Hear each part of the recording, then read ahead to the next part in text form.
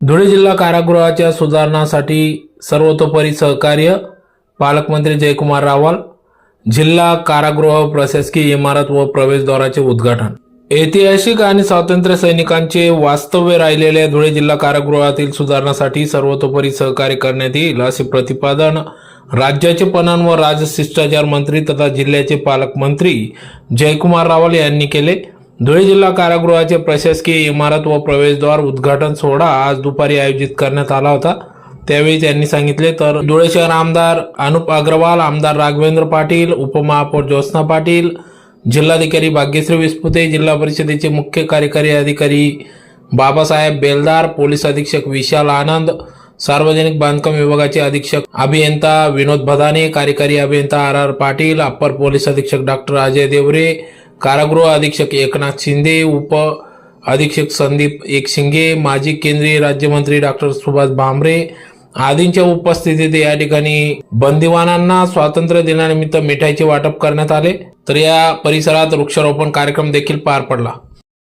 शुभ मुहूर्तावर जिल्हा कारागृहाचे मुख्य प्रशासकीय इमारत व प्रवेशद्वाराचा उद्घाटनचा कार्यक्रम आपण सगळ्यांनी पाहिला। धुळे जिल्हा कारागृह याला मोठा इतिहास आहे।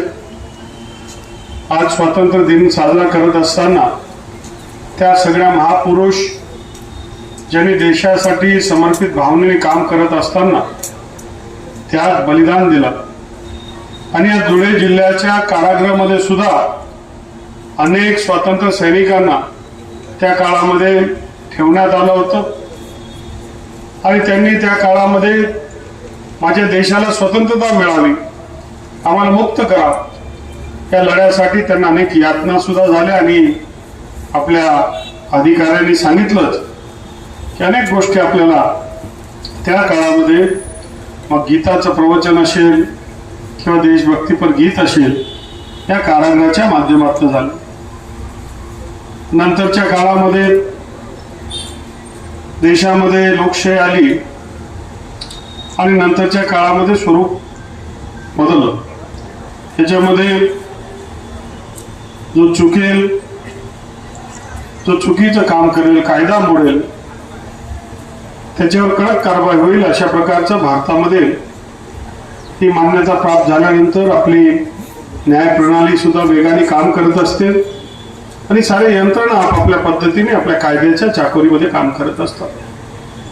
परंतु या देशामध्ये सामान्य नागरिक पासून तर सर्वांना एक मानवतावादी दृष्टिकोन हा ठेवला गेला पाहिजे अशीच भूमिका शासनकर्त्यांनी सातत्याने घेतली आणि त्याचाच एक भाग आजचा कार्यक्रम आहे।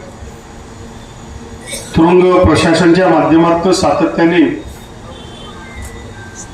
बदलत्या काळाबरोबर काही मूलभूत सुविधा, काही आवश्यकतांची मागणी त्यांनी सातत्याने केली आणि मागच्या काळामध्ये 14,99,00,000 रुपयाची निधी मंजूर होऊन त्याचं वेगळं काम हे सुरू आहे।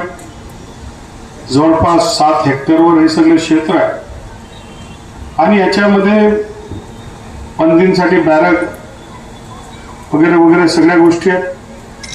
परंतु डीपीडीसीच्या माध्यमातून आपण जर बघितलं तर जिल्हाधिकारी यांना मी सांगेल की मला मनापासून समाधान आणि आनंद होतोय की जिल्ह्याची निधी जी आहे ती सत्कर्मी लागत असताना या जिल्ह्यामध्ये विकासाच्या बिंदूंवर काम करते आणि जिल्ह्याचा सर्वांगीण विकास झाला पाहिजे त्याच्यासाठी सर्वस्पर्शी आपण कार्यक्रम घेतोय आणि केवळ घोषणा न करता आजच्या पवित्र दिवशी आपण लोकार्पण देखील करतोय।